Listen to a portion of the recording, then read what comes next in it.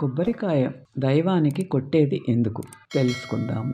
సర్వదేవతలను పూజించే సమయాల్లోనూ, యజ్ఞ హోమాదుల్లోనూ, కొన్ని శుభకార్యాలలోనూ కొబ్బరికాయను కొట్టడం తప్పనిసరి. కొబ్బరికాయపై ఉన్న పిలుక అహంకారానికి ప్రతీక.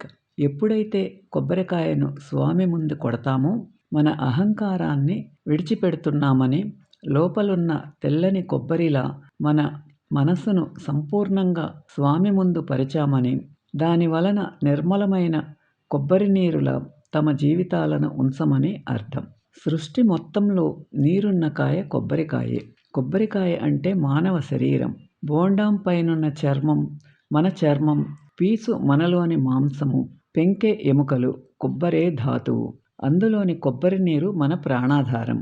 కాయ పైనున్న 3 కళ్ళు ఇడ, పింగళి, సుషుమ్న అనే నాడులు. అనగా జీవుడు తన సమస్తాన్ని స్థూల, సూక్ష్మ, కారణ దేహాలతో కూడిన ఉపాధి అంతను భగవంతునికే అర్పించుట.